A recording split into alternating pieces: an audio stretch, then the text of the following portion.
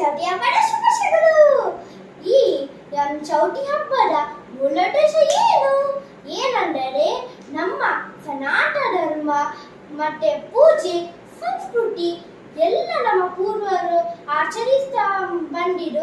ನಮ್ಮ ಅಜ್ಜ ಅಜ್ಜಿ ಆಟ ಮೇಲೆ ನಮ್ಮ ಅಮ್ಮ ಅಪ್ಪ ಮತ್ತೆ ನಾವು ಆಚರಿಸಿ ನಮ್ಮ ಮುಂದಿನ ಜನರೇಷನ್ ಎಲ್ಲ ಆಚರಿಸಬೇಕು.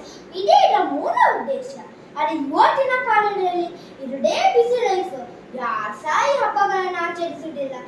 ಈ ಹಬ್ಬಗಳಿಗೋಸ್ಕರ ಆದರೂ ನಾವು ನಮ್ಮ ಎಲ್ಲಾ ಕೆಲಸವನ್ನು ಬದಿಯಲ್ಲಿಟ್ಟು ನಮ್ಮ ಎಲ್ಲಾ ಕುಟುಂಬದವರೊಟ್ಟಿಗೆ ಖುಷಿ ಖುಷಿಯಾಗಿ ಈ ಹಬ್ಬಗಳನ್ನೆಲ್ಲ ಆಚರಿಸಬೇಕು. ಇದರ ಮಹತ್ವ ಏನೆಂದರೆ ಇವತ್ತಿನ ಕಾಲದಲ್ಲಿ ಎಲ್ಲರೂ ಈ ಸೋಷಿಯಲ್ ಮೀಡಿಯಾದಿಂದಲೇ ಬಿಟ್ಟಿರುವುದು. ಆದರೆ ದೇಶ ವಿದೇಶಗಳಲ್ಲೆಲ್ಲ ನಮ್ಮ ಧರ್ಮವನ್ನು ಎಲ್ಲರೂ ಒಪ್ಪಿದ್ದಾರೆ. ಆದರೆ ನಾವು ಅದನ್ನು ನಾಶ ಮಾಡ್ತಿದ್ದೀವಿ ಈ ಫ್ಯಾಷನ್ ಇಂದ. ನಾವು ಈಗ ಅದನ್ನು ಬಿಡಬಾರದು.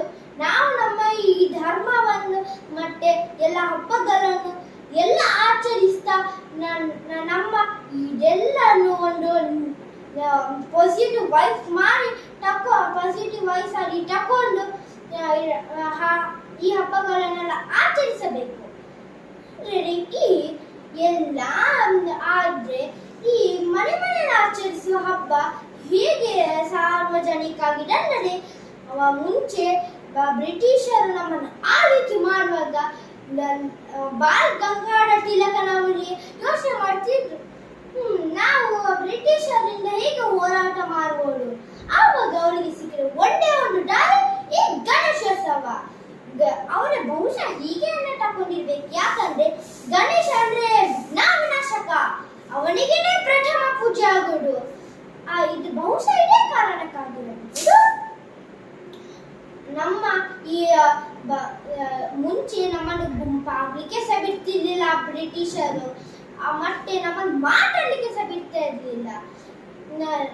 ನಾವು ಈ ಗಣೇಶೋತ್ಸವದಲ್ಲಿ ವೀರಶೂರರ ಬಗ್ಗೆ ಎಲ್ಲ ಕಟ್ಟೆ ಮಾತಾಡ್ತಾ ಈ ಬ್ರಿಟಿಷರ್ ನಮಗೆ ಮಾಡುವ ಅತ್ಯಾಚಾರ ಮತ್ತೆ ಇದು ನಮ್ಮ ದೇಶ, ನಾವಿಲ್ಲಿ ಯಾರು ಸಹ ಗುಲಾಮರಲ್ಲ, ನಾವು ಸ್ವಾತಂತ್ರ್ಯವಾಗಿರಬೇಕು ಎಂದು ಮಾತಾಡ್ತಿದ್ರು.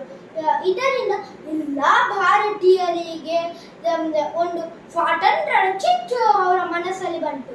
ಮತ್ತೆ ಎಲ್ಲರನ್ನು ಮನಸ್ಸಾರಿ ಯುದ್ಧಕ್ಕೆ ತಯಾರು ಮಾಡಿದ್ರು. ಮತ್ತೆ ಈ ಗಣೇಶೋತ್ಸವ ನಮಗೆ ಕಲಿಸಿದ್ದು ಎಲ್ಲರೂ ಒಗ್ಗಟ್ಟಲ್ಲೇ ಬಲವಿದೆ. ಇದರಿಂದಾನೇ ನಾವು ಗಣೇಶೋತ್ಸವವನ್ನು ಪ್ರತಿ ವರ್ಷ ಹೀಗೆ ಖುಷಿ ಖುಷಿಯಾಗಿ ಆಚರಿಸ್ತೇವೆ. ಹಾಗೂ ಎಲ್ಲರ ಅವರ ಸನಾತನ